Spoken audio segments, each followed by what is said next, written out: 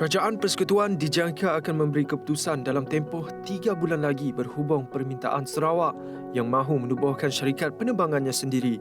Premier Sarawak, Datuk Patinggi Tan Sri Abang Johari Tun Openg berkata, ketika ini proses perbincangan membabitkan beliau dengan Perdana Menteri Datuk Sri Ismail Sabri Yaakob masih berlangsung. Pada November tahun lepas, Abang Johari berkata Sarawak merancang untuk menubuhkan sebuah syarikat penerbangan untuk menjana ekonomi negeri melalui ekspor hasil pertanian selain memenuhi permintaan sektor pelancongan. Mengulas lanjut perancangan berkenaan, Abang Johari berkata perbincangan juga membabitkan unit perancangan ekonomi dan Khazanah Nasional Berhad. Timbalan Premier Sarawak Datuk Amar Awang Tengah Ali Hassan telah mengadakan kunjungan hormat terhadap Timbalan Gabenor Kalimantan Timur Hadi Mulyadi di Samarinda, Kaltim pada Isnin. Kunjungan tersebut bertujuan mempererat hubungan dua hala antara Sabah dan Sarawak khususnya dan Malaysia serta Indonesia amnya.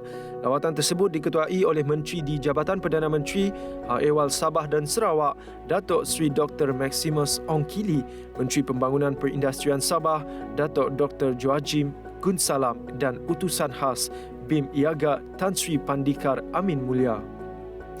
Lawatan kerja 7 hari tersebut turut menyaksikan pertemuan dengan beberapa Dewan Perniagaan dari wilayah di Kalimantan dan juga lawatan ke tapak Ibu Kota Nusantara. Taman Agro Baji Sarike bakal menjadi ikon pertanian pintar sedikit masa lagi. Misi itu hanya dapat direalisasikan selepas pembangunan prasarana lengkap dilaksanakan di kawasan tersebut. Menteri Pemodenan Pertanian dan Pembangunan Wilayah Datuk Sri Stephen Rundi Utom berkata, jika ia terlaksana, Sarike juga bakal menjadi pusat penyelidikan dan pendidikan fertigasi.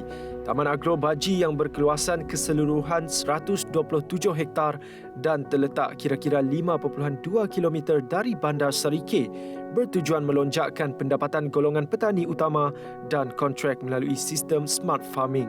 Ia juga membantu petani menembusi pasaran global melalui perkongsian pintar bersama sektor swasta selain menggalak penyertaan golongan belia tempatan.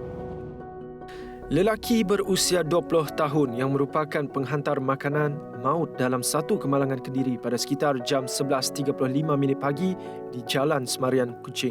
Menurut Ketua Jabatan Siasatan dan Penguatkuasaan Trafik Sarawak, Superintendent Election Naga Cabu menerusi satu kenyataan, mangsa Yohanis Abdullah datang dari arah Jalan Sultan Tengah menuju Bulatan Samariang sebelum motosikal yang ditunggangnya hilang kawalan.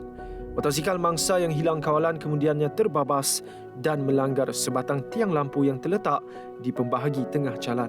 Mangsa yang mengalami kecederaan parah di kepala disahkan maut di lokasi kejadian. Mayat mangsa telah dibawa ke unit forensik Hospital Umum Sarawak untuk dibedah siasat dan menurut Election, kes disiasat di bawah Seksyen 41-1 Akta Pengangkutan Jalan 1987. Sarawak komited terhadap proses pemeliharaan dan pengurusan sumber alam semula jadinya.